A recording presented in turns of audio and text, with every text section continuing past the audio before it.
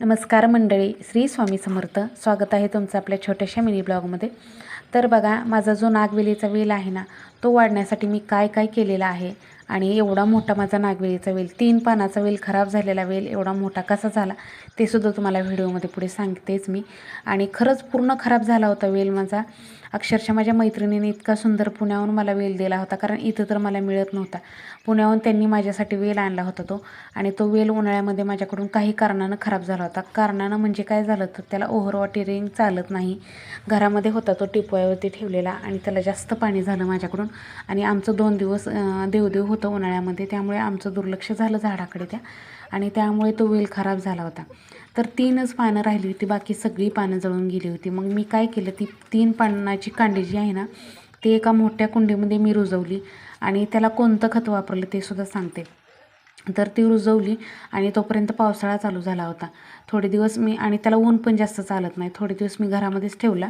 आणि त्याला आहे ना चहा पावडर टाकली रोज, म्हणजे आठवड्यातनं 1-2-3 वेळा चहा पावडर, आणि रोज थोडं थोडंसं पाणी टाकायचे मी.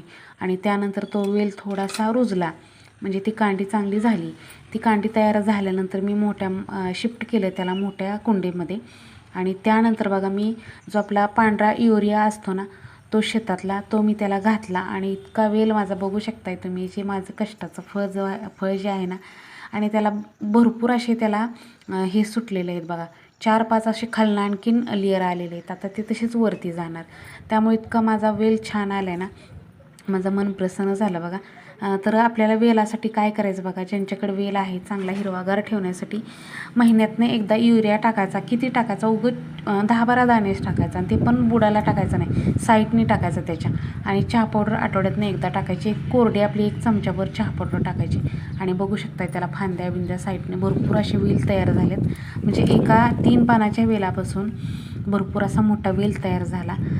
आणि हा वेल बघू शकताय तुम्ही, हा वेल मी आता खिडकीवरती असं मस्त बेडरूमच्या खिडकीवरती चढवलेला आहे.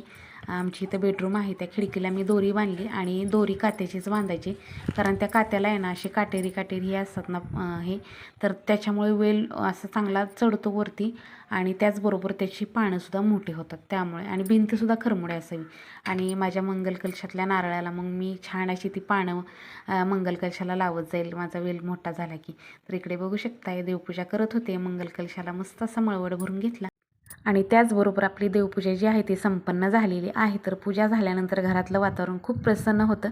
आणि चला तर बघा, मिनी ब्लॉग तुम्हाला कसा वाटला आजचा नक्की कमेंटमध्ये सांगायला अजिबात विसरू नका. आवडला तर लाईक करा, शेअर करा. चॅनलवर जर नवीन असाल तर चॅनलला सबस्क्राईब करा. श्री स्वामी समर्थ.